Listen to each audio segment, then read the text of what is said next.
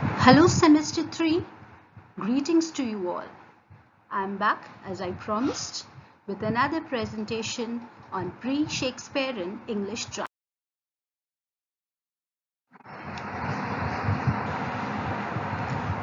Drama, though it did not reach a high literary level, was one of the most characteristic expressions of the medieval period. As Greek tragedy began in religious rite, so medieval European drama emerged without design and by the mere nature of things from the regular services of the church. The medieval populace was, for the most part, grossly ignorant of unquestioning, though very superficial faith, and of emotions easily aroused to fever heat. Of the Latin words of the church service they understood nothing, and of the Bible story they had only a very general impression. That the eye, at least, if not the ear, of the spectator might catch some definite knowledge.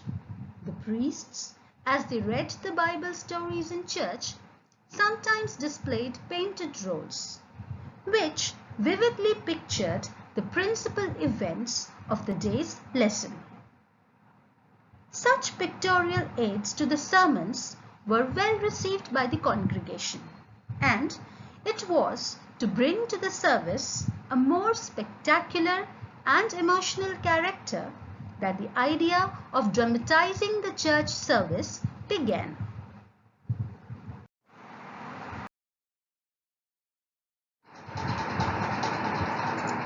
These early plays were called liturgical plays because they were performed as part of the church service or the liturgy.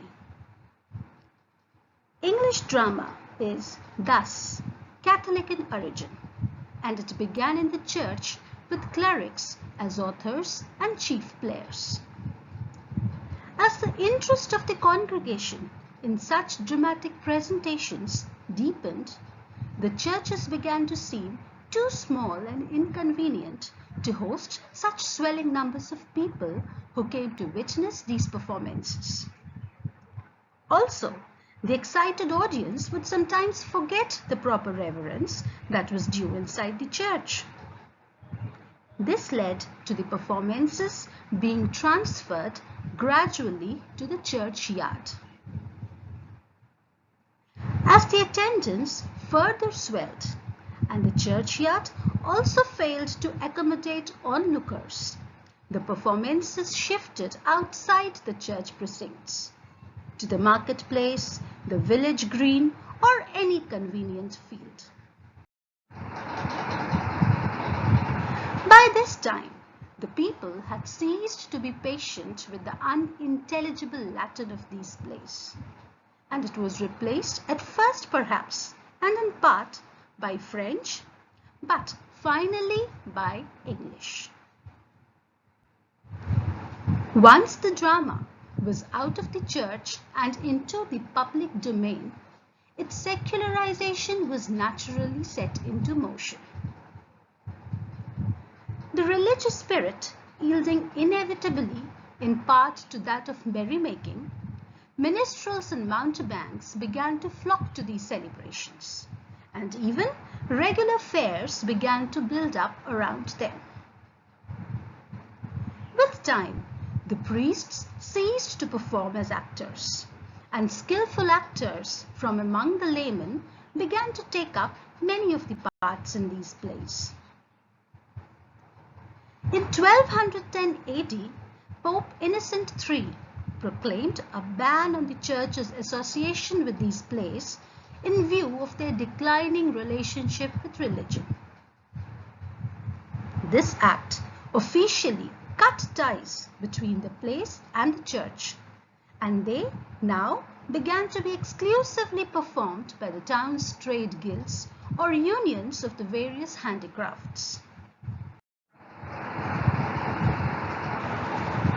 In 1311, A new impetus was given to drama by the establishment of the late spring festival of Corpus Christi, a celebration of the doctrine of transubstantiation. With an ever-growing audience to please, the town guilds found a perfect opportunity to showcase their works with the introduction of the Corpus Christi festival that takes place 57 days after Easter. On this occasion, it became customary for the guilds to present an extended series of the plays, a series which together contained the essential substance of the Christian story and therefore of the Christian faith. The list of plays thus presented commonly included the fall of Lucifer, the creation of the world and the fall of Adam, Noah and the flood, Abraham and Isaac, and the promise of Christ's coming, a procession of the prophets, also foretelling Christ, the main events of the gospel story, with some additions from the Christian tradition, and the Day of Judgment. These early plays are popularly known as the miracle and mystery plays. While in France, the distinction between miracle and mystery plays was clear and well marked. In England, both terms were used rather indiscriminately to refer to any kind of religious play. The miracle plays were those plays that dealt with incidents from the lives of saints and martyrs. The earliest miracle play to be performed in England was probably the Ludus de Sancta Caterina in the year 1110 AD. The mystery plays, on the other hand, based themselves mostly upon narratives from the scriptures.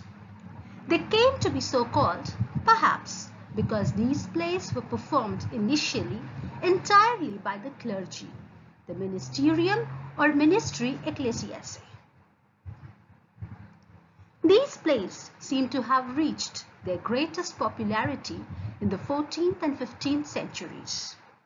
In the dawning light of the Renaissance and the modern spirit, they gradually waned, though their performances did not altogether cease to be given until the 17th century.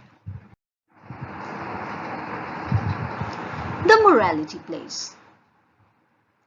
In England, by the end of the 15th century, the miracle and mystery plays were, for the most part, replaced by a kindred species which had long been growing up beside them, namely the morality plays.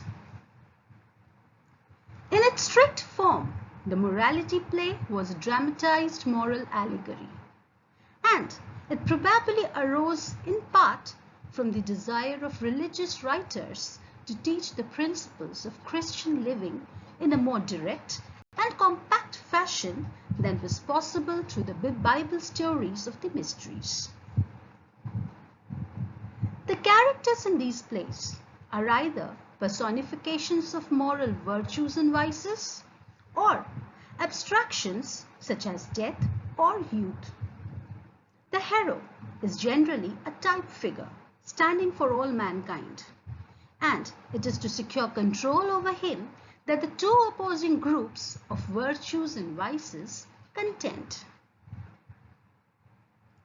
Most moralities show how the hero yields to temptation and lives initially in reckless sin, but is, at last, saved by perseverance and repentance, pardoned through God's mercy, and assured of salvation.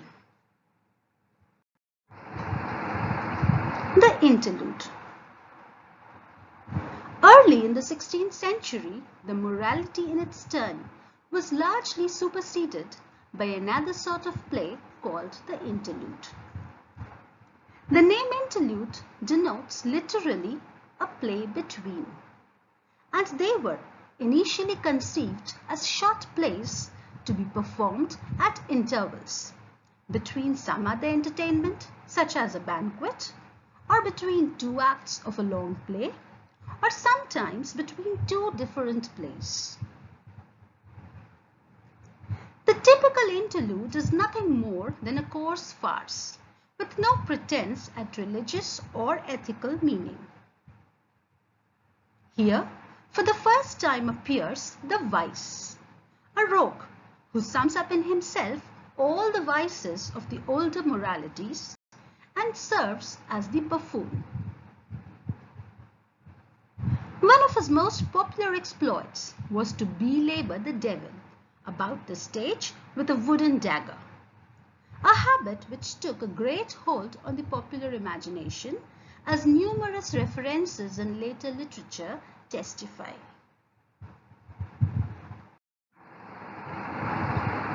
The arrival of the Renaissance.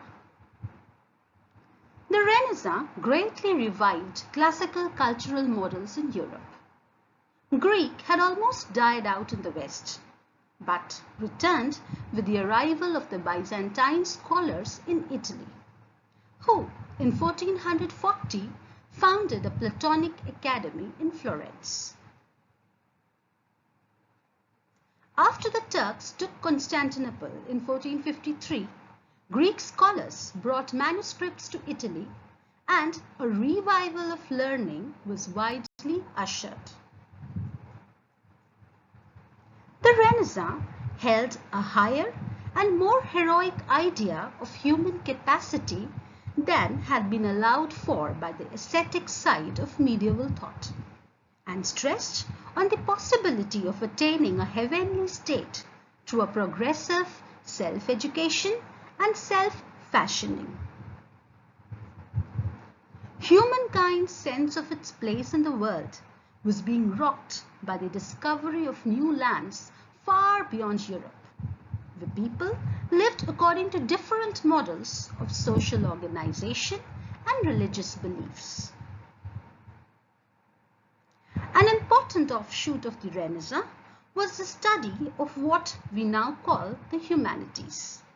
That is, literature, languages, the arts, philosophy, history, and so on. And its core was classical scholarship based on knowledge of the writings and artworks of ancient Greece and Rome. Classical influence under Renaissance humanism. Under the influence of Renaissance humanism, 16th century England saw unprecedented activity in the founding of free grammar schools, mostly funded by private benefactors, where classical texts were given prominence in the educational curriculum.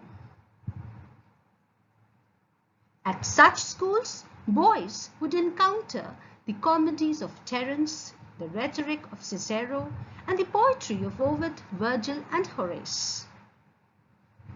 Girls tended only to be educated if their families were wealthy, and were taught at home by private tutors. But their curricula, too, centered on classical authors. Some boys went on to study at the universities at Oxford or Cambridge, or at the Inns of Court, which were the centers of legal training in London. And though in all these institutions the formal curriculum was rather narrow, there was extensive extracurricular, intellectual and literary activity in which again classical writers featured largely.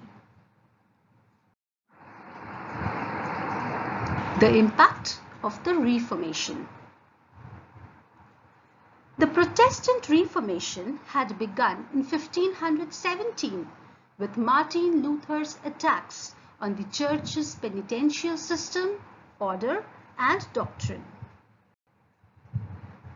The Reformation, like the Renaissance, was an outcome of a gradual transfer of authority away from weaker central and communal structures to stronger local individual ones, and an accompanying transfer from external to internal ways of thinking, feeling, and representing. Luther's teachings marked a radical rupture in how people thought about their relationship to God and the world, and therefore had wide impact on the arts, including literature and drama. Reformation, with its questioning of fundamental religious hierarchies, made a significant contribution to a new culture of self-scrutiny, to explorations and expressions of interiority, and to the growth of autobiographical modes of writing. It is an important context for the ways in which Shakespeare's tragic heroes probe their inner selves in their soliloquies. Early Renaissance drama, the comedy. In 16th century England, the cultural turbulence and energy generated by the Renaissance and the Reformation created the conditions for a new drama. It has been estimated that some 3,000 plays were written over the period 1560 to 1642. Even though only around a sixth of these survive, this constitutes a massive contribution to English culture during the Renaissance. Shortly after the middle of the century probably, the headmaster of Westminster School, Nicholas Udall, took the step of writing for his boys on the classical model an original farce comedy, the amusing Ralph Roister Doister. This play is so close a copy of Plautus's Miles Glorious and Terence's Eunuchus that there is little that is really English about it. A much larger element of local realism of the traditional English sort in a classical framework was presented in the coarse but really skillful Gamma Gurton's Needle, which was probably written at about the same time, apparently by the Cambridge student William Stevenson. Early Renaissance drama, the tragedy and the Chronicle play. A direct imitation of Seneca, famous as the first tragedy in English on classical lines, was Gorboduc or Ferrex and Porrex by Thomas Norton and Thomas Sackville, acted in 1562. It remains significant not only because it was the first regular English tragedy, but because it was the first play to use the iambic pentameter blank verse which Surrey had introduced to English poetry, and which was destined to be the verse form of really great English tragedy. Towards the late 16th century, there appeared at first at the court and the universities, and later on the popular stage, a form of play which was to hold, along with tragedy and comedy, an important place in the great decades that were to follow, namely the Chronicle history play. It was largely a product of the pride which was being awakened among the people in the greatness of England under Elizabeth, and of the consequent desire to know something of the past history of the country. And it received a great impulse from the enthusiasm aroused by the struggle with Spain and the defeat of the Spanish Armada. The University Wits.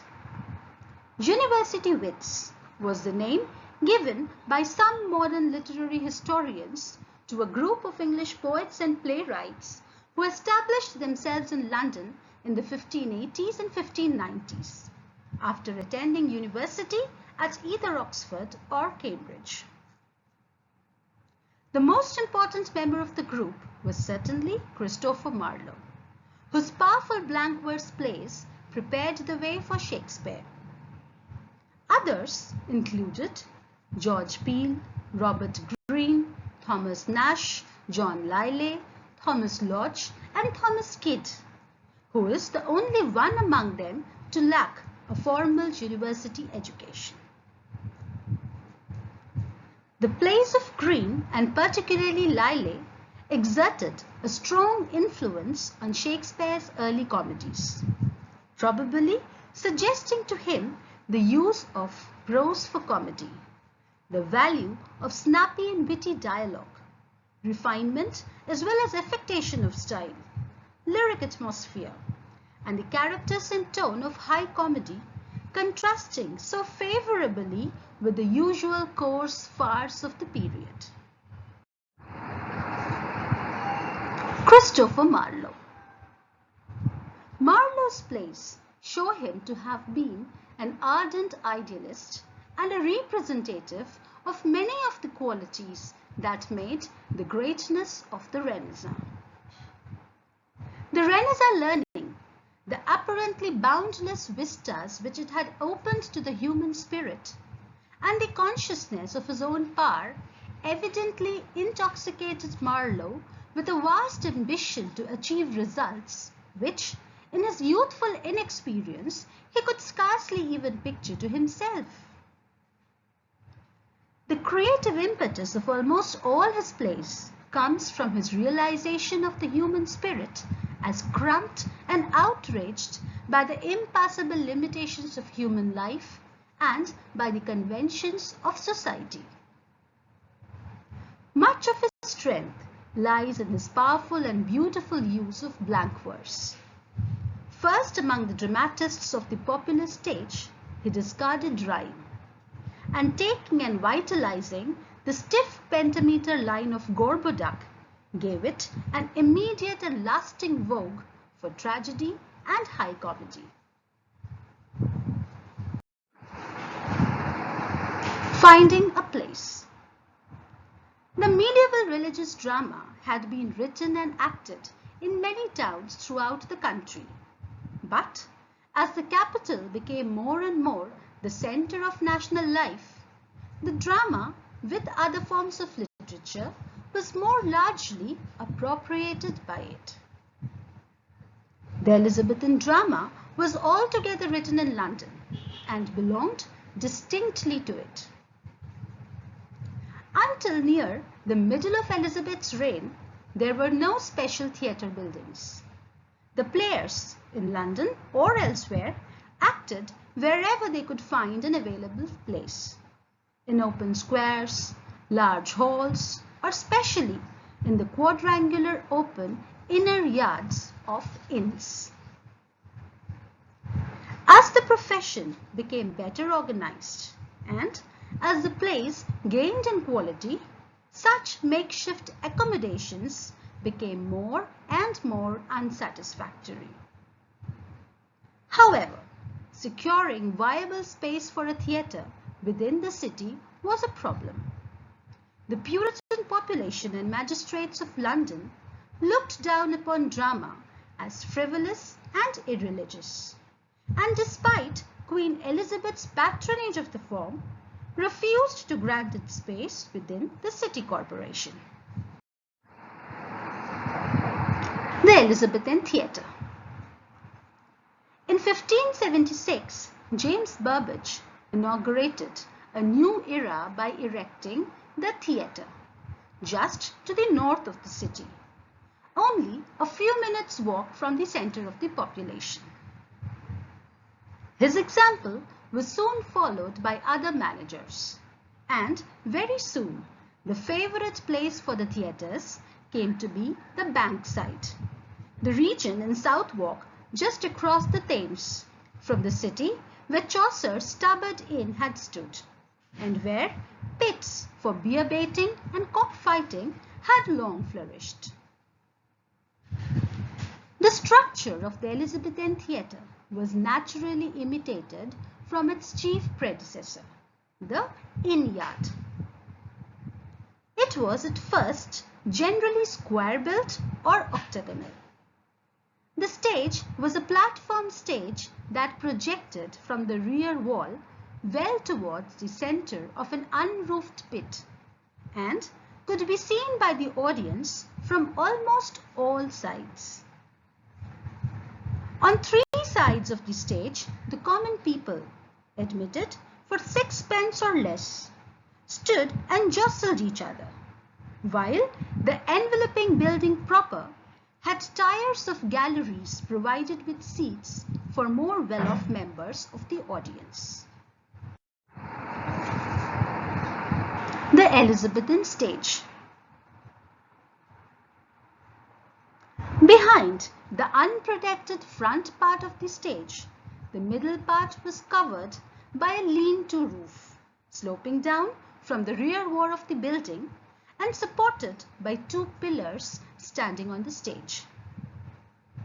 This roof concealed a loft from which gods and goddesses or any appropriate properties could be let down by mechanical devices. Still farther back under the galleries was the rear stage, which could be used to represent inner rooms. And that part of the lower gallery immediately above it was generally appropriated as a part of the stage, representing such places as city walls or the second stories of houses.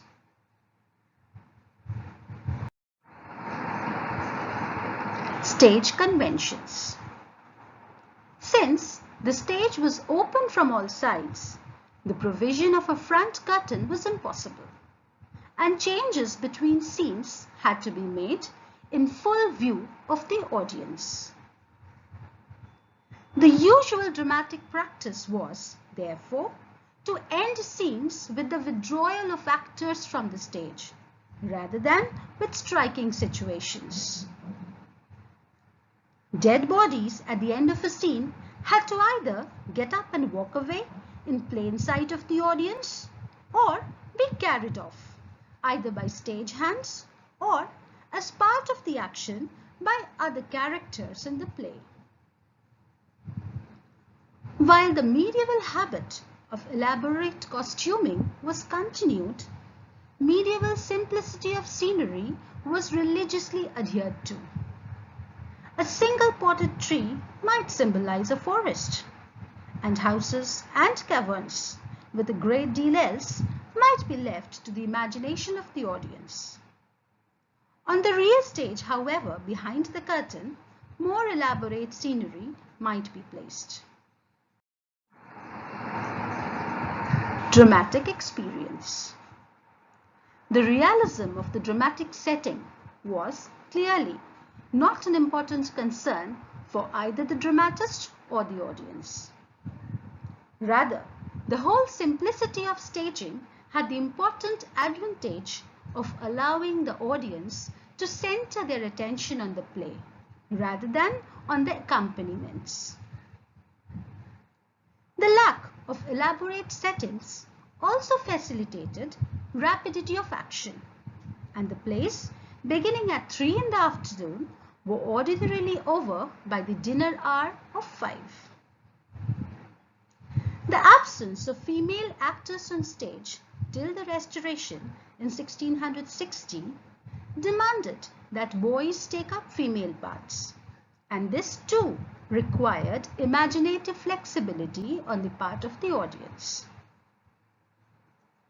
The inadequacy of such boys was, however, a frequent source of vexation to dramatists intending to present complex and subtle heroines in their plays. With this, we come to an end of this presentation. This presentation has attempted to bring together a few facts relating to the origin of drama and charts its development till the mid of the 16th century when Shakespeare came on the dramatic scene. The references that have been used are here, and you are free to refer to these texts, which are easily available in part or in full online.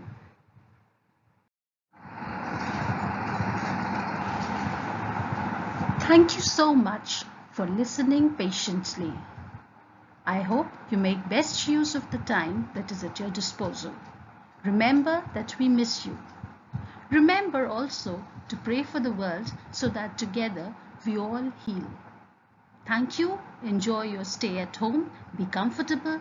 Keep others around you comfortable. and I hope that these days make good memories for all of you. Thank you so much once again.